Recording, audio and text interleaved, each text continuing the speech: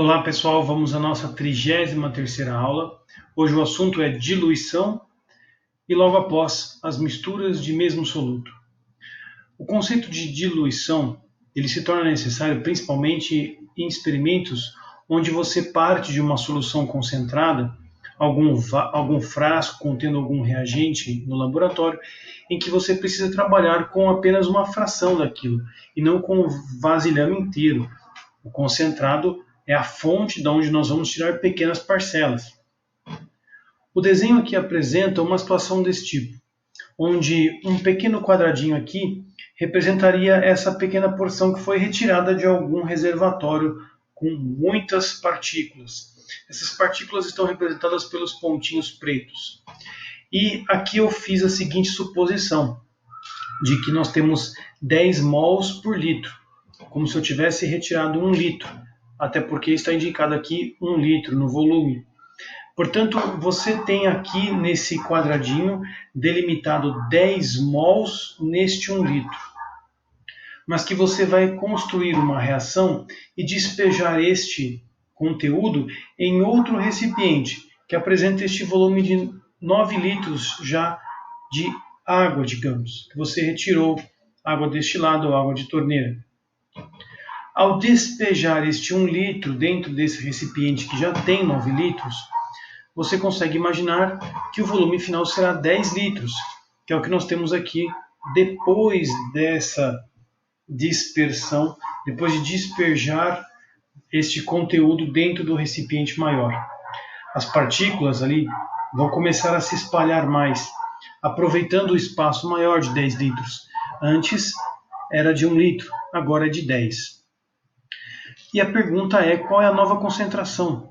Uma vez que nós mudamos o compartimento e diluímos. O conceito de diluição, ele nasce dessa interpretação de que as partículas apresentam agora muito mais liberdade e não mais confinadas em um pequeno volume. O grande segredo dessa disciplina, dessa aula, é perceber que o número de partículas continua o mesmo. Eu tenho as mesmas 10 bolinhas antes, assim como eu tenho 10 bolinhas aqui depois. Isso é baseado na conservação de massa, o que nós podemos utilizar para demonstrar a fórmula que nós vamos usar nos exercícios.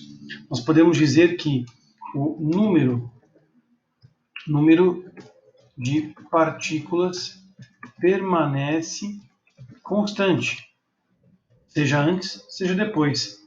Portanto, eu vou escrever aqui ao lado uma igualdade matemática dizendo que o número de mols na primeira situação, que é aquele N1, se referindo às condições da nossa primeira situação, é igual ao número N2, que seria o número de mols depois que nós fizemos esse espalhamento, essa diluição.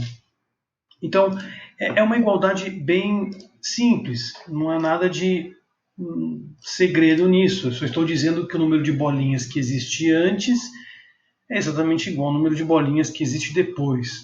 Basicamente, traduzindo de uma forma mais direta, mais explícita. Essa igualdade, então, apenas está dizendo que 10 é igual a 10. Né? Que 10 bolinhas antes é igual a 10 bolinhas depois. Mas que fisicamente falando, nós temos, ou quimicamente falando, né, nós temos essa igualdade, que o número de bolinhas, o número de mols no início é igual ao número de mols no final.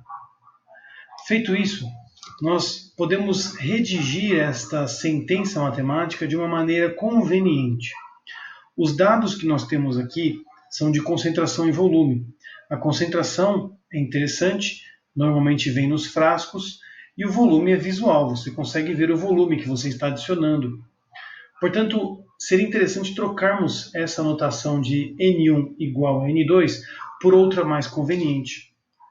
Pensando nisso, olhando aqui para este círculo, essa elipse aqui que eu coloquei, a definição de concentração. Ela é uma razão entre o número de mols dividido pelo volume que o contém. Multiplicando em cruz essa igualdade, você consegue isolar o Nzinho, resultando que N é igual a C vezes V. Multiplicando em cruz, tem um número 1 aqui embaixo, subentende-se, portanto, N vezes 1 dá N, e C vezes V dá CV. Portanto, esse cálculo matemático CV, ele apresenta uma unidade de medida de mol. Afinal, a igualdade está dizendo que N é igual a CV. Portanto, C vezes V resulta em mol. Em vez de escrever, portanto, N1, eu vou escrever C1 e V1. Afinal, o nosso CV equivale ao número de mols. Escrever N1 ou escrever C1V1 é a mesma coisa. Da mesma forma, eu vou redigir agora para o N2 e transformar isso em C2V2. Estes parâmetros que foram aqui adicionados, eles retratam essa condição, onde eu tenho uma quantidade de mols no início igual à quantidade de mols depois. Mas os parâmetros utilizados são parâmetros mais comuns na física e na química, concentração e volume. Com essa fórmula, C1V1 igual a C2V2, você vai conseguir resolver boa parte dos exercícios. Para falar a verdade, todos eles. Portanto, é muito importante você compreender esse conceito. Mais uma vez, o número de partículas no início é igual ao final. 10 no início, 10 no final. A diferença está no aspecto visual da distribuição dessas bolinhas, ou seja, o volume, o que também vai refletir na sua concentração. Portanto, convenientemente, seria ideal trocarmos essa igualdade de N1 igual a N2 por C1V1 igual a C2V2, uma vez que CV, esse produto matemático, ele é igual matematicamente ao número de mols. Com isso, basta substituir os dados. C1V1, C1, 10, V1, 1, 10 mols por litro e 1 litro. Tudo isso será igual ao C2, que nos interessa, que multiplica o V2, que vale 10. A partir dessa igualdade matemática, uma equação simples do primeiro grau, você vai conseguir resolver o valor de C2, que dá justamente 1 mol por litro. Comparando então as concentrações, perceba que nós diluímos 10 vezes. Diluição de 10 vezes. Como é que eu posso olhar para isso e já saber essa interpretação? Olhando para os volumes iniciais e finais. Eu peguei 1 litro de uma solução concentrada e misturei ela com 9 litros de água pura. Com essa mistura, eu crio um volume final de 10 litros. E 10 litros é 10 vezes mais do que o nosso início, o volume inicial. Uma vez que o volume passa 10 vezes mais, a concentração vai ficar 10 vezes menos. Percebe? Nós temos uma grandeza inversamente proporcional. Já que CV estão multiplicados, concentração e volume, todo acréscimo no volume precisa ser acompanhado de um decréscimo na concentração. Essa é a ideia da diluição. E a partir dessa fórmula, C1V1 igual a C2V2, nós vamos desenvolver alguns exemplos aqui para auxiliar na resolução das questões. Então memorize, falou em diluição, C1V1 igual a C2V2. Agora vamos para o primeiro exemplo, que diz o seguinte: adiciona-se 1 ml de uma solução concentrada de ácido sulfúrico 18 mol por litro a um balão volumétrico, contendo exatamente 1000 litros de água destilada. A concentração em mol por litro da solução resultante é... Perceba os parâmetros. Nós temos duas informações de volume, nós temos uma informação de concentração e uma pergunta de concentração. Dos 4 dados que nós temos na nossa fórmula, C1V1, C2V2, nós temos 3 dados e uma pergunta. Portanto, é uma aplicação direta dessa forma. Vamos lá. Então, utilizando o conceito C1V1 igual a C2V2, nós podemos determinar, então, só um minutinho que aqui deu um bugzinho no meu texto. Vamos lá. C1V1 igual a C2V2. C1 costuma, vamos acostumar aqui a referirmos a respeito do concentrado. E o diluído será o resultado final.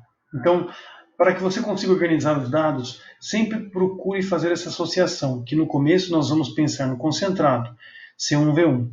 O concentrado é o que apresenta maior concentração com o menor volume, 1 ml, 18 mol por litro. Então eu vou escrever aqui 18 mols por litro, que se refere à concentração C1, e 1 ml. Muitos podem estar incomodados agora, porque eu não mudei as unidades, certo? Não há problema. Você pode manter essa notação que eu estou deixando aqui, inclusive, para mostrar para você a importância da análise dimensional, ou seja, das unidades de medida. Eu quero a concentração C2, sabendo que o volume final é 1000 ml. Bom, primeiro detalhe, você deve ter percebido que eu não coloquei 1001 ml, e sim 1000 ml, por conveniência, por aproximação. Esse 1 ml é muito pequenininho, perto desse 1 litro.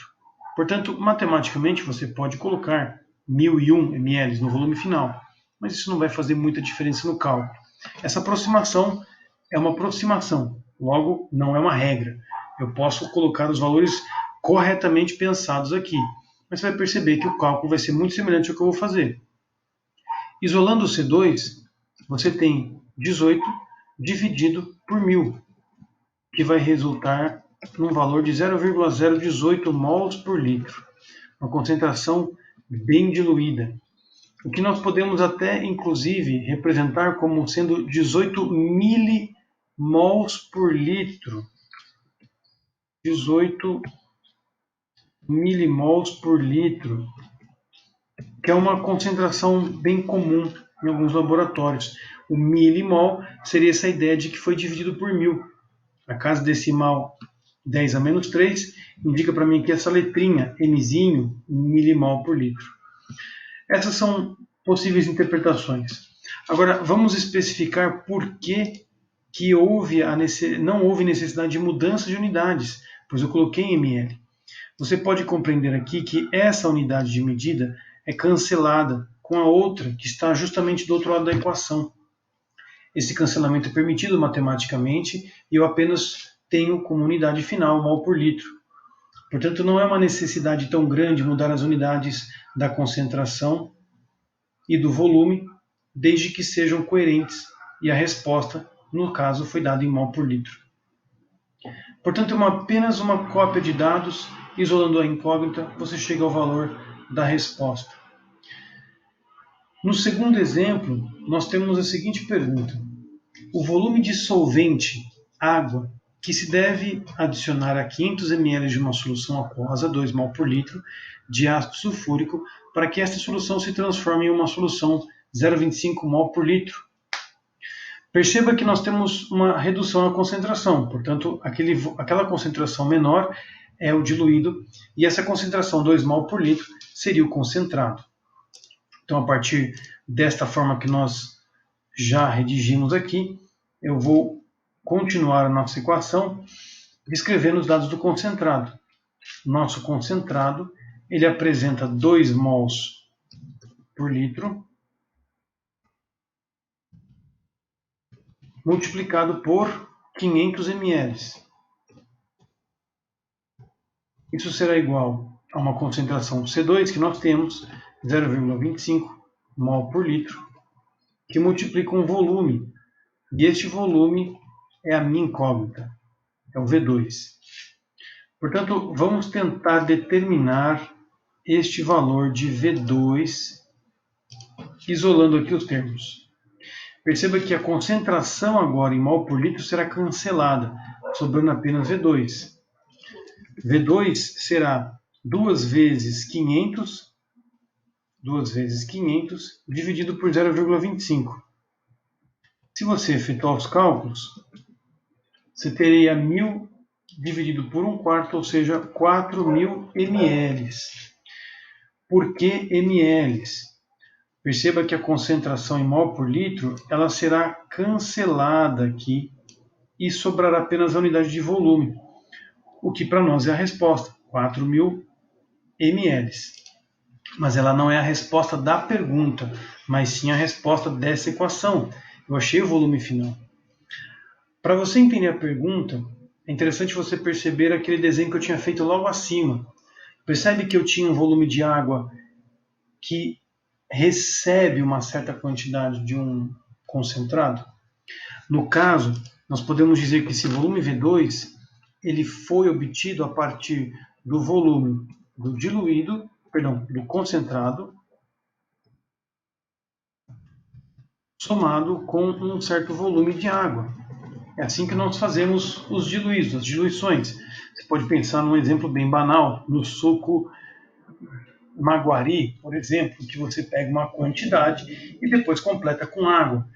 Se você quer 1 litro, você sabe que vai ter que colocar um pouco menos de 1 litro de água, porque tem que colocar ainda o volume do Maguari. Então, essa é a ideia que está em torno desse volume final do diluído. O volume do diluído ele contém tanto um volumezinho do concentrado quanto um volume de água. Como o volume do nosso produto final diluído é 4.000 e o volume de concentrado é 500 ml, percebe que o volume de água já pode ser determinado. Essa é uma das pegadinhas, dificuldades de interpretação, não da matéria em si. Portanto, água nós temos que acrescentar 3,5 litros para que, acrescentado dos 500 litros do concentrado, resulte num diluído de 4.000 ml. Essa era a pegadinha, não tem muito a ver com a definição que nós demos. Muito bom. Com isso, nós finalizamos essa primeira abordagem, que eu apresento para vocês esse conceito do C1V1 igual a C2V2. Treine nos exercícios, lembrando que existem alguns conceitos de massa molar, regras de 3 mais simples, que fazem parte da matéria, mas não é tão difícil. Por fim, nós temos uma questão aqui a respeito da mistura de volumes ou de soluções de mesmo soluto, de mesmas partículas. Nesse quesito aqui, imagine que você tenha um recipiente com esta quantidade de volume, 100 ml, e essa concentração, 0 mol por litro. O que está apenas indicado por meio de uma figura. Existem duas bolinhas, e subentende-se que seja meio mol por litro. Já num outro recipiente, nós temos 150 ml com essa concentração, 0,8 mol por litro. Um pouco mais concentrado, mais bolinhas. E existe um recipiente vazio que vai receber essas duas amostras, esses dois volumes. Quando nós jogamos esses dois pequenos volumes dentro desse recipiente, os volumes anteriores ficam vazios e todas as bolinhas que existiam antes agora ficam todas confinadas naquele volume maior. Perceba primeiro que o volume final ele equivale à soma dos volumes iniciais. O volume final é a soma. 250 ml veio da soma de 150 mais 100. Porém, a concentração eu não posso fazer a mesma conta, eu não posso simplesmente somar as concentrações. E eis que surge a pergunta: qual a concentração então o final dessa história? Vamos utilizar aquele mesmo raciocínio de conservação da matéria. Eu sei que existem uma certa quantidade de bolinhas no meu primeiro quadrinho e que existe uma outra quantidade de bolinhas no meu segundo quadrinho. Essas duas bolinhas, ou dois quadrinhos, eles serão somados e isso vai resultar num terceiro quadrinho com todas as bolinhas ali confinadas. Então eu posso dizer, olhando até para o aspecto desse desenho, que 2 mais 4 resulta em 6. Essa é a ideia da conservação de massa, que está representada aqui, N1 mais N2 igual a N3. Convenientemente, nós precisamos trocar essas unidades de medida por concentração e volume. Portanto, da mesma forma que nós fizemos lá em cima, analisando aquela definição de concentração, que é o número de mols dividido pelo volume, você consegue perceber que o produto C vezes V equivale ao número de mols. Portanto, a partir dessa igualdade, nós podemos definir que C1V1 mais C2V2 é igual a C3V3. E eis que temos aqui então uma equação que retrata o cálculo da concentração final de misturas de soluções com o mesmo soluto, com as mesmas partículas. Com este exemplo, nós podemos resolver da seguinte maneira. Nós sabemos que a quantidade em concentração do primeiro é 0,5 mols por litro. que multiplica um volume de 100 ml, mais uma concentração de 0,8, que multiplica um volume de 150 ml. Nós precisamos determinar um CV, um C3, uma concentração final 3, um volume de 250 ml. Perceba que aqui eu não escrevi as unidades de medida, pois subentende-se que a resposta será dada em mol por litro. Eu coloquei todos os volumes em ml, portanto não haverá problema nenhum matemático. A concentração dos meus 3 participantes da equação também está em mol por litro, portanto você pode caminhar aqui tranquilamente. Efetuando os cálculos, você deve ter 50 mais 150 vezes 0,8, que vai dar 120. Isso tudo igual a 250 C3.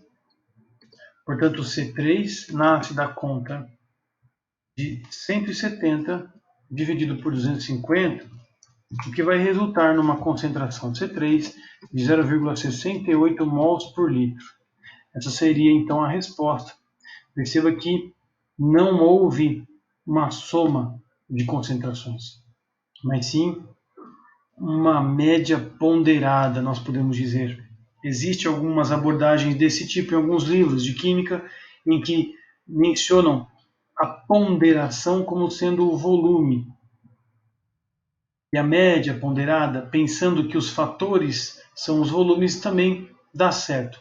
Mas eu prefiro aqui apresentar quimicamente esta resolução. Espero que todos tenham compreendido. Não é um conceito muito difícil. Existem algumas questões um pouco mais avançadas, eu confesso.